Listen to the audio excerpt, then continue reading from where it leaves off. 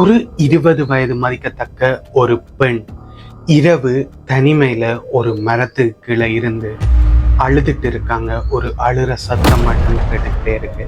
அந்த பக்கமா போன ஒரு அம்மா, வயதான ஒரு அம்மா அந்த பெண்ணை பார்க்குறாங்க. அழுதுட்டு இருந்த அந்த பெண்ணை பார்த்துட்டு அந்த பெண்ணிட்ட வராங்க. வந்து என்னாச்சு, ஏன் அழுற என்றதை கேட்குறாங்க. கேட்கும்போது அவங்களுக்கு நடந்ததை பற்றி சொல்றாங்க. அந்த பெண்ணுக்கு என்ன நடந்துச்சு, யார் அந்த பெண், அந்த வந்து கேட்ட அந்த அம்மா யார், அவங்களுக்கு 2 பேருக்குமே என்ன அமானுஷ்யமான சம்பவம் நடந்தது என்றதான் இந்த வீடியோட பார்க்க போறோம்.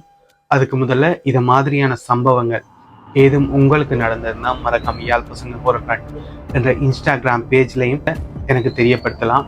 அது உங்களுக்கு கஷ்டமா இருக்கும் பட்சத்துல எனக்கு வாட்ஸ்அப்ல வாய்ஸ் நோட்டாக அனுப்பலாம். டிஸ்கிரிப்ஷன்ல என்னோட வாட்ஸ்அப் நம்பர் இருக்கு. உங்களுக்கு இது மாதிரியான சம்பவங்கள் எதுவும் நடந்து எனக்கு சொல்லணும்னு விரும்பினீங்கன்னா எனக்கு வாட்ஸ்அப் ஊடாகவும் இன்ஸ்டாகிராம் ஊடாகவும் தெரியப்படுத்தலாம். அது சுவாரஸ்யமாக இருக்கும் பட்சத்துல கண்டிப்பா உங்களோட வீடியோ நம்ம சேனல்ல வரும். வாங்க இப்ப வீடியோக்குள்ள போகலாம்.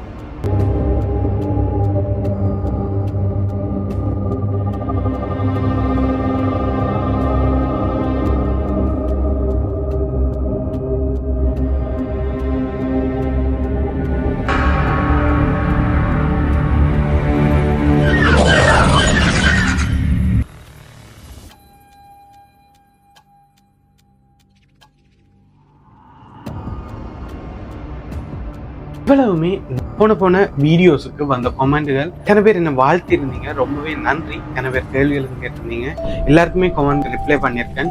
நீங்களும் இந்த வீடியோ பற்றின கருத்துக்களை எனக்கு கமெண்ட்ல சொல்லுங்க. அதுல சிறந்த கமெண்ட்டுகள் அடுத்தடுத்த வீடியோஸ்ல வரும். நான் இன்ட்ரோல சொன்ன மாதிரி அந்த 18 வயது மதிக்கத்தக்க ஒரு பெண் அழுதுட்டு இருக்காங்க. அந்த பெண்ணை பார்த்துட்டு வந்த அந்த அம்மா நடந்துச்சு ஏதுன்றதை விசாரிக்கிறாங்க. அந்த அழுதுட்டு இருந்த ரம்யா என்ற பெண் தனக்கு நடந்ததை பற்றி அந்த அம்மாட்ட, வயதான அம்மாட்ட சொல்றாங்க. ரம்யா சில நாட்களுக்கு முதல் தான் வெகிவல என்ற இடத்துக்கு வந்திருக்காங்க. சில நாட்கள் தான் ஆயிருக்கு. சில நாட்கள்லயே அவங்களோட அம்மா மர்மமான முறையில இறந்திருக்காங்க. திடீரென்று இறந்திருக்காங்க. அவங்களும் அவங்களோட அண்ணனும் அம்மாவும் தான் இருந்திருக்காங்க. 3 பேர் மட்டும்தான் அவங்க வீட்டுல இருந்திருக்காங்க. திடீரென்று அவங்க அம்மா இறந்த உடனே அவங்க தனிமையாக்கப்பட்டிருக்காங்க. என்ன செய்யறது, அடுத்த கட்டமா என்ன செய்யறது என்றது ஒன்றுமே தெரியாம ரொம்பவே குழப்பத்துல அந்த மரத்துக்கு கீழே, அவங்களோட வீட்டுக்கு பக்கத்துல முன்னுக்கு இருந்த அந்த மரத்துக்கு கீழே இருந்து அழுதுட்டு இருக்காங்க. அப்ப அந்த வழியால வந்த அந்த அம்மா இவங்களை பார்த்து என்னாச்சு ஏதாச்சுன்னு விசாரிக்கும் போதுதான் இந்த அளவு விடயத்தையும் அவங்களுக்கு சொல்றாங்க. அவங்களும் ஆறுதல் கூறி அவங்க 2 பேருமே ஃப்ரெண்ட் ஆகுறாங்க. ஸோ ஒவ்வொரு நாள் இரவும் இவங்க 2 பேருமே சந்திச்சு கதைக்கிறாங்க. பக்கத்துல அவங்களும் இருக்கிறாங்க. ஸோ அதால 2 பேருமே சந்திச்சு கதைச்சிக்கிட்டு வராங்க. தங்களுக்கு நடந்ததுகளை பத்தி கதைச்சிக்கிட்டு வராங்க. அப்படி கதைச்சு கொண்டு இருக்கும்போதுதான் ரம்யா அந்த அம்மா கிட்ட, அந்த வயதான அம்மாட்ட உங்களை பற்றி சொல்லுங்க என்று கேட்குறாங்க. ரம்யா பற்றி அவங்களுக்கு எல்லாமே தெரியும். ஸோ அதால உங்களை பற்றி சொல்லுங்க என்று கேட்குறாங்க. கேட்கும்போது உடனே சிரிச்சு கதைச்சுக்கிட்டு இருந்த அந்த அம்மா, இந்த வயதான அம்மா திடீரென்று கோபமா ஒழும்பி அந்த இடத்தை விட்டு போயிட்டாங்க. ரம்யாவுக்கு என்னன்னு விளங்கல, கோபத்துல எழும்பி போற மாதிரி போயிட்டாங்க. கேட்ட உடனே வலிக்கிட்டு போறாங்க. இது வேலையா இல்ல எம்மேலதான் கோபமா என்ற ஒரு சந்தேகத்திலேயே இருக்கிறாங்க.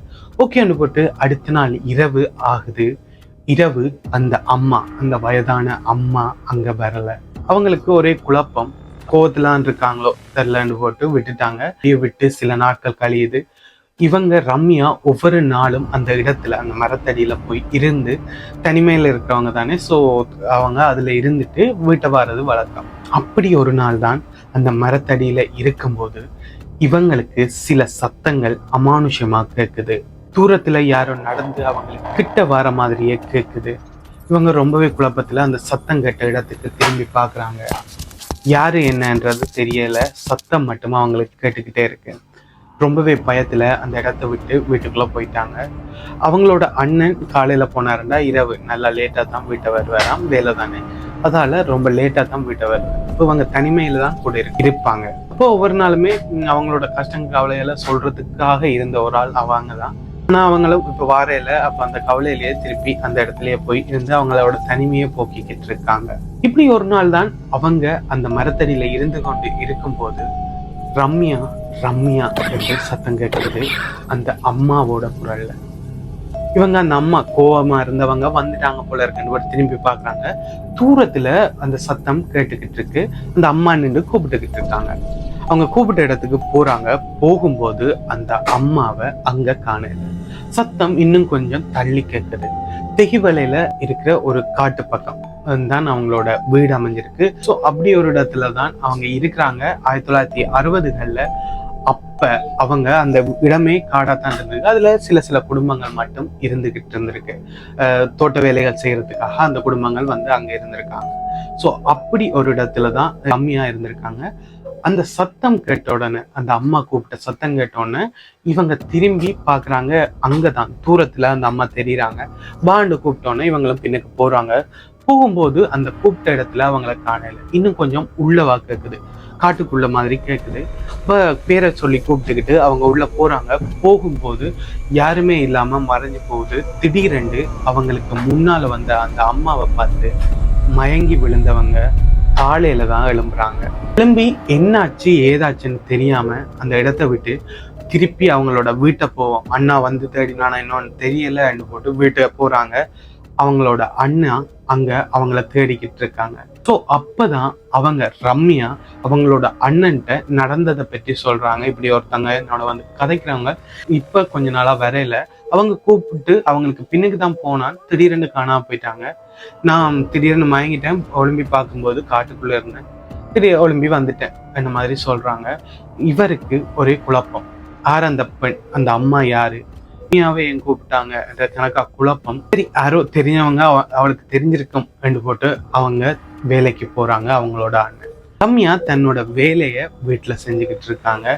வேலை செஞ்சுக்கிட்டு இருந்துட்டு இரவு போல அந்த டைம் இன்றைக்கு ரம்யா அந்த மரத்துக்கிட்ட போகல. அண்ணாவும் வர இன்றைக்கு ரொம்பவே லேட் ஆகுது. ஸோ இவங்க கதவை மூடிட்டு, அவங்களோட வீட்டு கதவை மூடிட்டு வீட்டுக்குள்ளேயே படுத்திருக்காங்க. படுத்து இருக்கும்போது வெளியில இருந்து கதவு தட்டுற சத்தம் கேட்டிருக்கு. இவங்க ரம்யா ஜோதிச்சிருக்காங்க. அவங்களோட அண்ணா வேலை முடிச்சு வந்துட்டார் போல இருக்கான்னு போட்டு போகும்போது கதவு தட்டுற சத்தம் பலமா கேட்குது. பட்டு அடிக்கிற அண்ணாவா இருந்தா மெதுவா தானே தட்டுவார். ஆனா இந்த சத்தம் ஆக்ரோஷமா அடிக்கிற மாதிரி இருக்கு, கோபமா அடிக்கிற மாதிரி இருக்கு. இவங்க பயத்துல யாரு என்னன்னு கேக்குறாங்க. வெளியில இருந்து எந்த சத்தமுமே கேட்கல. இவங்க ரொம்ப பயத்துல பேயாம உள்ளே இருக்காங்க. திருப்பி அந்த சத்தம் கேட்டுக்கொண்டிருந்தது. அண்ணா பேரை சொல்லி, ரம்யாண்டு பேரை சொல்லி தட்டும் போது இவங்க கதவை திறக்கிறாங்க. உடனடியா திறக்கிறாங்க. திறந்த உடனே இவங்க அழுதுட்டு இருந்ததை பார்த்து போட்டு அண்ணா பயந்து போறாரு. என்னாச்சு, என்ன நடந்தது, ஏன் அழுதுட்டு இருக்கன்னு கேட்கும்போது அவங்க இப்படி கதவை தட்டி கொண்டு இருந்தாங்க. நீ தான் வந்துட்டேன்னு போட்டு தான் வந்தேன்னா நான் ரொம்பவே கோவமா ஆக்ரோஷமா அந்த கதவை தட்டின மாதிரி இருந்துச்சு. அதாலதான் நான் யாருன்னு தெரியல பயத்துல உள்ளே இருந்துட்டேன் இருக்காங்க. இது யாரும் சின்ன ஆட்கள் விளையாடி இருப்பாங்க. கவலைப்படாத, பயப்படாத என்று ஆறுதல் சொல்லி போட்டு அந்த நாள் முடியுது. அடுத்த நாள் காலையில மறுபடியும் அவங்களோட அண்ணா வேலைக்கு போயிட்டார். இன்றைக்கு இரவு ரம்யா அந்த மரத்துக்கு கீழே போய் இருக்கிறாங்க. இப்ப அந்த அம்மா அவங்களுக்கு முன்னுக்கு வராங்க. வரும்போது அந்த அம்மாவை பார்த்து இவங்க ரொம்பவே பயப்படுறாங்க. வித்தியாசமா இருக்காங்க. அவங்களுக்கு நடந்த சம்பவங்களும் சிலது நடந்துச்சு தானே. ஸோ அதால ரொம்பவே பயப்பட்ட ரம்யா, நீங்க இங்க வராங்க, நான் அவங்களோட கதைக்கு விரும்பல இந்த மாதிரி சொல்லி போட்டு வீட்டுக்குள்ள ஓடிட்டாங்க. அண்டையில இருந்துதான் ரம்யாவுக்கு பெரிய பிரச்சனைகளை ஆரம்பிச்சிருக்கு. அடுத்த நாள் காலையில தான் அவங்களோட அண்ணா வீட்டை வாரார். வீட்டை வந்து கதவை தட்டி பார்க்கிறார். கதவு திறப்படையில. அப்ப அவர்கிட்ட கிடந்த இன்னொரு திறப்பாளர் கதவை திறந்து உள்ள போகும்போது ரம்யா ரொம்பவே அமானுஷ்யமா தலையெல்லாத்தையும் பிரிச்சு போட்டுட்டு பேய் பிடிச்ச மாதிரி ஒரு மூளையில போய் இப்படி குனிஞ்சு கொண்டு இருக்காங்க. யாரையும் பற்றி பார்க்காம இப்படியே சிவரோட இப்படியே குனிஞ்சு கொண்டு அந்த முடியெல்லாம் முன்னுக்கு விட்டுட்டு இருக்கிறாங்க. அவங்களோட அண்ணா ரொம்பவே பயந்து என்ன தெரியலன்னு போட்டு ரம்யாவுக்கு கிட்ட போய் அவங்கள தட்டி திருப்புறாரு. திருப்பும் போது ரம்யா ரொம்பவே கொடூரமா முடியெல்லாத்தையும் முன்னுக்கு விட்டு கொண்டு ஏதோ ஒன்று பிடிச்ச மாதிரி விசித்திரமா நடந்து கொண்டிருக்காங்க. உடனடியாவே அவங்களோட அண்ணா அவங்களுக்கு நடந்ததெல்லாம் தெரியும் தானே, ஒருவேளை ஏதாவது அமானுஷமான சக்தியோட வேலையா இருக்குமா ரெண்டு போட்டு உடனடியாவே அங்க இருந்து மதுரை வீரன் கோவில்ல சாமி ஆடுற ஒரு சாமியாடிய கூட்டிட்டு வராங்க. வந்த உடனே ரம்யா ரொம்பவே பயத்துல நடுங்குறாங்க. அந்த சாமியாடி மதுரை வீரன் சாமியை உள்ள எடுத்துக்கொண்டு சாமி ஆடி ரம்யாவை சாட்டையால அடிக்கிறாரு. யார் நீ, என்ன ஏதுன்னு சொல்லு என்று கேட்கும் போதுதான் இந்த ரம்யாவுக்குள்ள இருந்த அந்த ஆத்மா கதைக்குது. அதாவது அந்த ஆத்மா இவங்க இப்ப இருக்கிற அந்த வீட்டுலதான் இருந்திருக்காங்க, இறந்திருக்காங்க. அவங்க தனிமையில இருந்த ஒரு வயதான அம்மா, யாருமே இல்லாம தனிமையில இருந்திருக்காங்க. ஸோ அந்த வீட்டிலேயே அப்படியே இருந்து இறந்து போயிருக்காங்க. இறந்தது கூட யாருக்குமே தெரியாம இடத்திலேயே கன நாட்கள் இருந்து நாட்டம் வந்துதான் என்னாச்சு அந்த அம்மாக்கு என்று வந்து உள்ள பார்க்கும்போது தான் அவங்க இறந்து கன நாட்கள் ஆயிருக்குன்னு தெரிஞ்சிருக்கு. ஸோ அவங்களுக்கு யாருமே இல்லை, அங்க இருந்த ஊர் மக்களே அவங்கள எடுத்து அடக்கம் செஞ்சிருக்காங்க. மண்டையில இருந்து அந்த ஆத்மா அந்த வீட்டுக்குள்ளேயே தான் இருந்திருக்கு. அந்த ஆத்மா போலவே இருந்தவங்க தான் ரம்யா. அவங்களோட அம்மா இறந்திருக்காங்க. இறந்த உடனேயே என்ன செய்யறதுன்னு தெரியல, தனிமையில இருந்திருக்காங்க, அந்த வீட்டுல தனிமையில இருந்திருக்காங்க. ரெண்டு பேருமே ஆதரவா இருந்து கதைச்சு பேசி கொண்டிருந்தோம். அந்த அம்மாவும் ரம்யாவும் ரெண்டு பேருமே ஃப்ரெண்டா இருக்காங்க. திடீரென்று அவங்களுக்குள்ள நடந்த அந்த பிரச்சனையால இவங்களுக்கு கோபம் கூடியிருக்கு. அந்த சாமியாடி கேட்ட உடனேயே, சாட்டையால அடிச்சு கேட்ட உடனேயே நடந்ததை எல்லாத்தையுமே சொல்லிருக்கு அந்த ஆத்மா. உடனேயே சாமியாடி உனக்கு என்ன வேணும், என்ன தந்தா ரம்யா விட்டு போவ என்று கேட்கும்போது, நான் போக மாட்டேன், ரம்யா விட்டு போக மாட்டேன், இவளையும் என்னோட கூட்டிக் கொண்டுதான் போவேன் என்று சொல்லியிருக்கு. சாமியாடி மறுபடியும் அந்த சாட்டை எடுத்து அடி என்று அடிச்சிருக்காரு. அடிச்சு திருப்பி அடி தாங்க முடியாம அந்த ஆத்மா ரம்யாவை விட்டு போறதுக்கு சம்மதிச்சிருக்கு. ஒரு வழியா அந்த ஆத்மாவுக்கு படையல் போட்டு அந்த ஆத்மாவை வெளியேற்றிருக்காங்க. வெளியேற்றினதோட மட்டும் இல்லாம ரம்யாவோட ஒரு கொத்து முடியையும் மறுத்து கொண்டு போய் அந்த மரம், ரம்யா ஒரு நாள் போய் இருக்கிற அந்த மரத்துல ஆணி அடிச்சிருக்காங்க அந்த ஆவியோட சேர்த்து.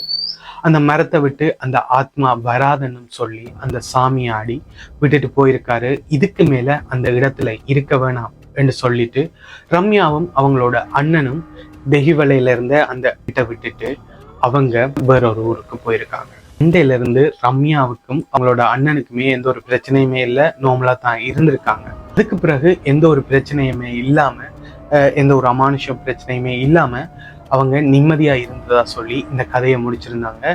இந்த கதை பற்றின உங்களோட கருத்துக்களை எனக்கு கமெண்ட்ல சொல்லுங்க. இது தெஹிவலை என்ற ஒரு இடத்துல 1960-70 காலகட்டங்கள்ல நடந்ததா சொல்லி இந்த சாமியாடியோட மகன் எனக்கு இப்ப சொல்லியிருந்தாரு. உங்களுக்கு இந்த கதை பற்றின கருத்துக்கள் என்ன, எப்படி இருந்துச்சு என்றதை எனக்கு கமெண்ட்ல சொல்லுங்க. உங்களோட கமெண்ட் அடுத்தடுத்த வீடியோஸ்ல வரும். மறக்காம நம்ம சேனலை சப்ஸ்கிரைப் பண்ணி பெல் பட்டனை கொடுத்து விடுங்க. அண்ட் உங்களுக்கும் இது மாதிரியான சம்பவங்கள் எதுவும் நடந்திருந்தா மறக்காம யாழ் பசங்க ஹோரர் ஹண்ட் என்ற இன்ஸ்டாகிராம் பேஜ்லையும், இந்த வீடியோக்குள்ள டிஸ்கிரிப்ஷன்ல என்னோட வாட்ஸ்அப் நம்பரும் இருக்கு, அதுக்கும் தெரியப்படுத்தலாம். அது சுவாரஸ்யமாக இருக்கும் பட்சத்துல உங்களோட வீடியோ நம்ம சேனல்ல வரும். மறக்காம இந்த வீடியோ பிடிச்சிருந்தா லைக் பண்ணி உங்களோட கமெண்ட்டை எனக்கு தெரிவிங்க. ஃப்ரெண்ட்ஸ் அண்ட் ஃபேமிலிக்கும் என்னோட வீடியோவை ஷேர் பண்ணி சப்போர்ட் பண்ணுங்க. அப்பதான் இப்படி ஒரு சேனல் ஒன்று இருக்கு என்றது எனக்கு பேருக்கு தெரியும்.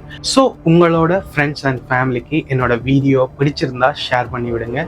நான் உங்களை இதை மாதிரியான இன்னொரு நல்ல வீடியோவில் உங்களை நான் சந்திக்கிறேன். ஓகே, பாய்.